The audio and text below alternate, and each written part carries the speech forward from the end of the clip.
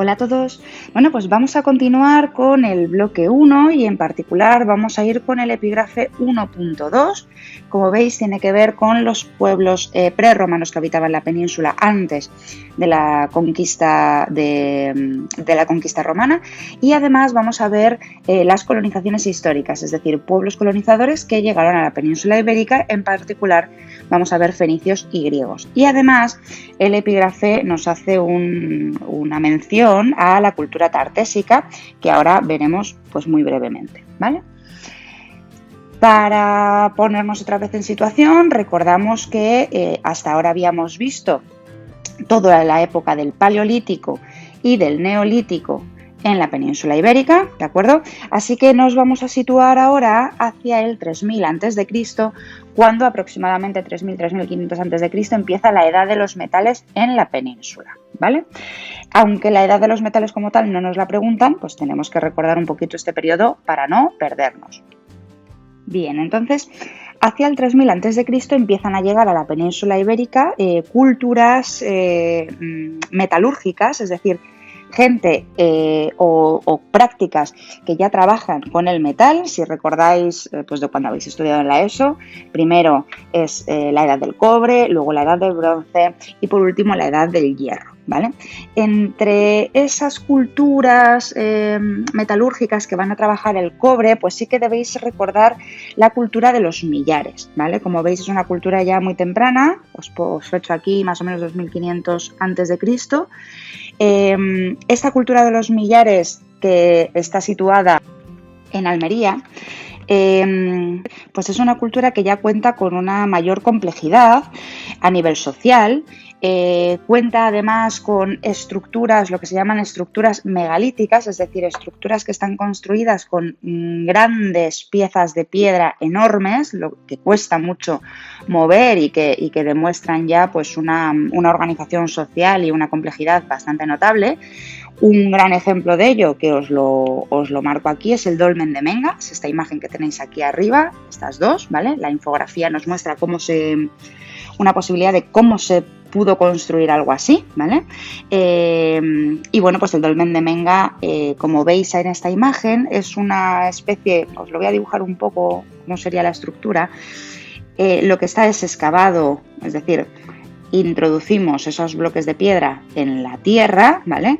Los sostenemos a los lados con arena y otros sedimentos, y entonces lo que nos quedaría desde arriba, la planta, sería una especie de túmulo, de tumba en forma de corredor, donde tiene en el centro pues esas grandes piedras que sostendrían el techo, ¿vale? Estas piedras de aquí arriba, y estas que serían como una especie de columnas que irían en el centro. Esto es un túmulo de corredor, es decir, se puede atravesar perfectamente así, ¿vale? Este es bastante interesante, quizás es el ejemplo más representativo. También podríais mencionar dentro de esa cultura megalítica, vamos a escribirla por aquí, o de esas culturas megalíticas, pues la cultura talayótica, ¿vale? La cultura talayótica se da en el archipiélago de las Baleares y se caracteriza por algunas de sus construcciones, que son los talayots y las navetas, que también os los dejo aquí, que son interesantes de ver, ¿vale? Bien, va avanzando el tiempo, llegamos a la edad del bronce y esa cultura de los millares que teníamos en la zona de Almería, poco a poco va a ir dejando paso a la cultura del Argar, ¿vale? Os dejo también aquí un mapa donde se vería un poco esta zona que sería la cultura del Argar, que antes era de los millares, ¿vale? Aquí vemos aún más complejidad social, vemos una jerarquización muy interesante, se puede apreciar a través de las tumbas, etcétera.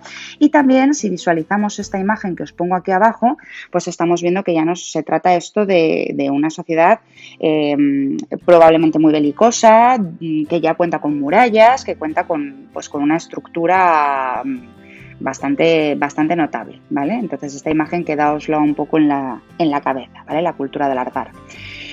Hay otras culturas que se desarrollan durante esta época, ¿vale? Como puede ser la cultura del vaso campaniforme, que se caracteriza por este tipo de cerámicas y que viene desde la zona de Centro Europa y anda por toda la Europa occidental, ¿vale? Y que también podríais mencionar.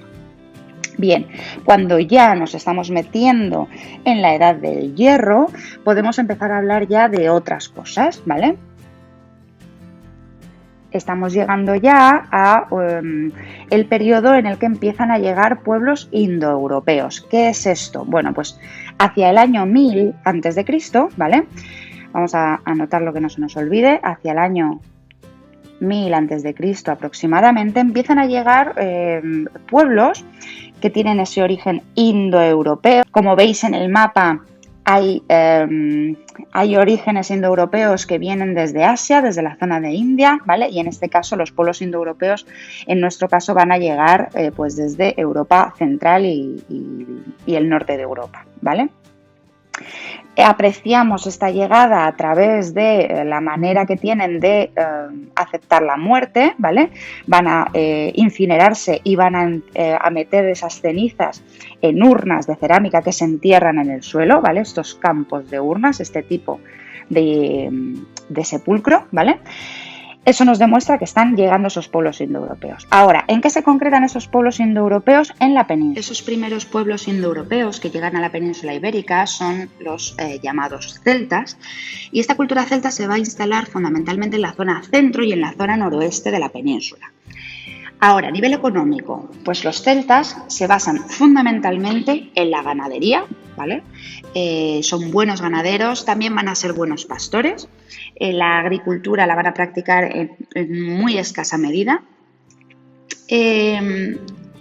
También destaca en este caso que se organizan en forma de tribus, ¿vale? Tribus que se asientan en los llamados castros. Aquí en esta imagen podéis ver uno, creo recordar por la imagen, creo que es el castro de Santa Tecla. Los castros pues son ciudades o pequeñas ciudades donde se asientan esas tribus, con las típicas casas de los castros que son hechas en piedra de forma redonda, donde dentro vive todo el núcleo familiar e incluso pues se pueden guardar dentro los animales, etcétera.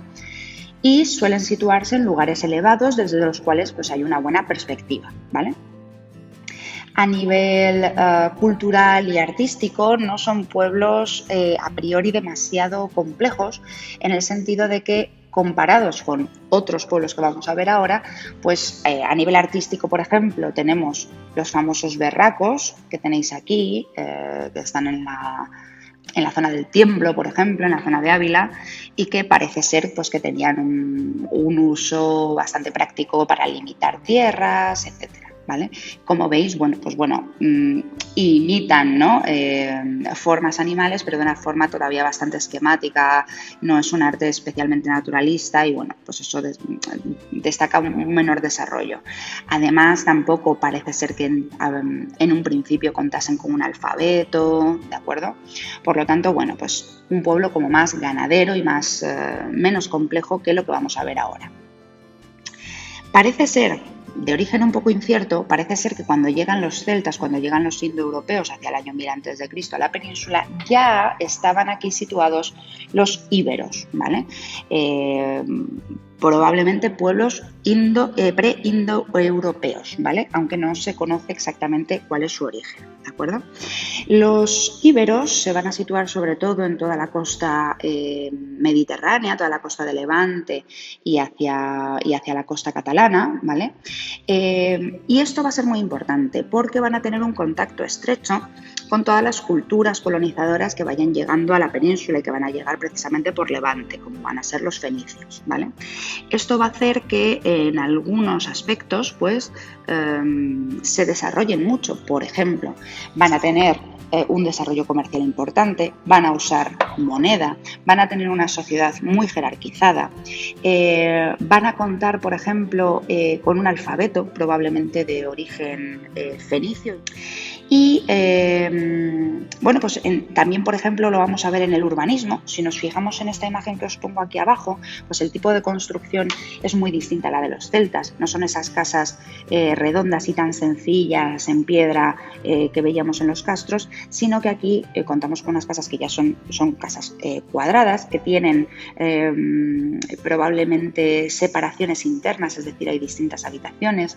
Además, lo que es la construcción del pueblo en sí, pues hay un urbanismo, es decir, hay un trazado de calles, etcétera, hay una planificación en la construcción de la ciudad que también demuestra mayor complejidad, ¿vale?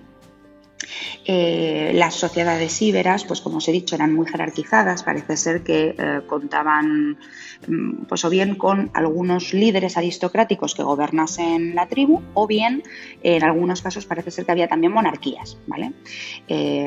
Son gente además que parece ser que practicaban la devotio, es decir, que los militares seguían a su caudillo incluso hasta la muerte. De hecho, una de las cosas más características de los íberos pues es su llamada falcata o falsata, el tipo de arma que utilizaban, ¿vale? Además, habría que destacar su expresión artística, ¿vale? El arte íbero es un arte muy desarrollado, es un arte mucho más naturalista en muchos sentidos y sobre todo a nivel escultórico nos han llegado piezas. No hay casi ni que hablar de la Dama de Elche, que veis aquí, es una pieza absolutamente extraordinaria. La Dama de Baza, en ambos casos veis que probablemente se trate de dos mujeres importantes dentro de la sociedad, pues por la forma en la que van ataviadas, por las joyas, etcétera. Pero es que me gustaría que remarcar mucho la naturalidad de esas caras, dentro de que son rostros idealizados y simétricos y que pueden tener incluso la Dama de Elche cierta influencia orientalizante, pero que son muy naturalistas, son figuras vivas, sobre todo la Dama de Baza, como veis aquí, es decir, es un rostro totalmente vivo, ¿vale?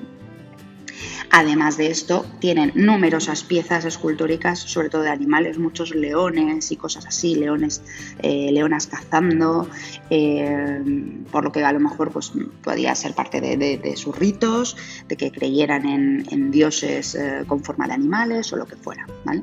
Y a nivel económico, pues estos sí que se van a basar mucho en la agricultura, a diferencia de los celtas, los íberos van a trabajar mucho en la agricultura y también la minería, estableciendo relaciones comerciales con los pueblos colonizadores. Esos pueblos colonizadores, al igual que pasaba con los pueblos indoeuropeos que llegaban a la península hacia el año 1000 a.C., pues vamos a encontrar que a través del Mediterráneo llegan los fenicios, ¿vale? También aproximadamente hacia el año 1000 a.C., llegan por el Mediterráneo desde la zona de Sidón, Tiro, es decir, lo que hoy sería Líbano, lo veis aquí en el mapita, os voy a hacer para que lo veáis aquí claro, ¿vale? Desde esa zona más o menos de Líbano irían comerciando a través del Mediterráneo y llegarían a las costas levantinas, ¿vale? De la península ibérica. Los fenicios van a tener una influencia muy grande sobre el pueblo íbero, que era un pueblo, ya os he dicho, pre-indoeuropeo probablemente.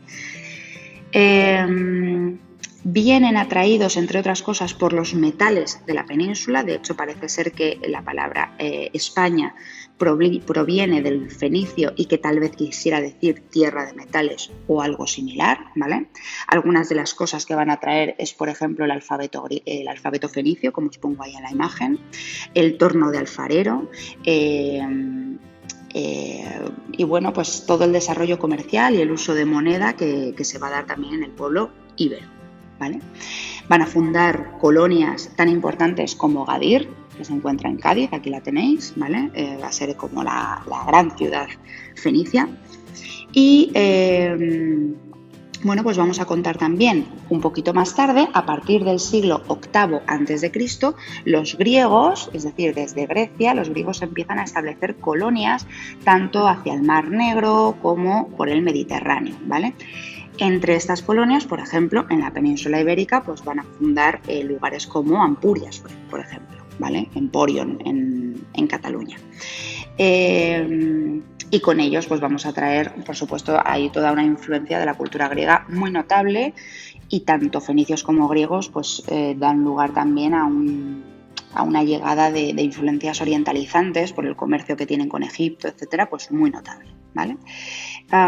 Por ejemplo, influencia griega vamos a encontrar mucha a nivel de cerámica, ¿vale? Comercio con perfumes, el vino, etcétera, ¿vale? Así que bastante importante.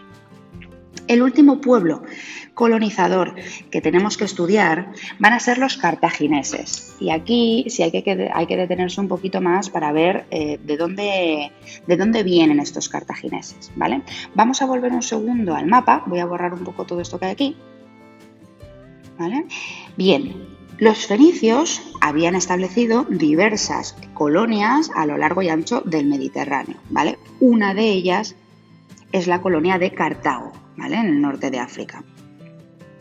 Cuando llega un momento, hacia el siglo VI a.C., en el que la ciudad de Tiro, que es como la gran metrópolis fenicia, va a caer a manos de Nabucodonosor, es decir, va a caer en manos babilonias, y Tiro va a ser destruido. Es decir, la gran metrópolis fenicia es destruida y la cultura fenicia, digamos que en este caso, pues va a ir disolviéndose. ¿Dónde se va a guardar la herencia fenicia? En la ciudad de Cartago. Cartago, en este momento sin metrópolis, se crea se convierte en una ciudad autónoma, en una cultura autónoma y que va a empezar a tener intereses en el Mediterráneo, ¿vale? Poco a poco se va haciendo fuerte, tan fuerte como para competir con la incipiente Roma, ¿vale? Roma, mientras tanto, está empezando a tener una mayor prestancia y una mayor presencia en el Mediterráneo y van a entrar en conflicto, especialmente por el territorio de Sicilia que os marco aquí, ¿vale? ¿Qué va a ocurrir? Van a entrar en guerra y va a empezar la primera guerra púnica, ¿vale? Os la pongo aquí, la primera guerra púnica. Esto lo habríais estudiado en primero de la ESO si os acordáis un poquito, ¿vale? Que va del 264 al 241 a.C., ¿vale? Y es una batalla entre Cartago y Roma por el control del Mediterráneo y en particular de Sicilia. Pierde Cartago, ¿de acuerdo? Pierden los cartagineses de herencia fenicia. Al perder Sicilia, el líder cartaginés, Amílcar Barca, que seguro que os suena, ¿vale? Amílcar Barca, bueno, pues habiendo perdido esos territorios, etcétera, busca unos nuevos territorios con los que satisfacer a su pueblo y esos territorios los va a encontrar en la península ibérica y en particular en toda la zona pues más íbera, ¿vale? En toda la zona de costa mediterránea, ¿de acuerdo? Entonces, bueno, pues hasta aquí sería más o menos el epígrafe 1.2. Hablamos de los pueblos preindoeuropeos, como serían los íberos, podríais mencionar también a los vascones que andaban por ahí en Navarra, ¿vale? Mencionamos a los pueblos indoeuropeos, que son los celtas, y la mezcla de celtas e íberos, que van a ser los celtíberos en la zona de Soria, Aragón, etc. Y luego ya pueblos colonizadores, fenicios, griegos y cartagineses. Así que podríais hacer una mención especial a el pueblo tarteso, que se sitúa en la zona de Cádiz, ¿vale? Y que es un pueblo, una cultura bastante misteriosa, no se sabe exactamente sus orígenes, si son un pueblo nativo de influencia fenicia, si son simplemente una colonia fenicia establecida en esa zona, ¿vale? Lo que sí sabemos es, fundamentalmente, a través del tesoro del carambolo que tenéis aquí, a través de esa serie de joyas, etcétera, que tenían una clara influencia orientalizante, como veis en esta joya que tenéis aquí, que establecían un comercio con los fenicios, tenían mucha influencia de ellos, era una sociedad desarrollada, pero que en un momento dado también desaparece y todo queda un poco envuelto en el misterio, ¿vale? Así que, bueno, pues lo mencionamos al final del epígrafe y con esto terminaríamos el bloque 1.2, ¿vale? Así que nada, muchas gracias por escucharme y nos vemos en el siguiente vídeo.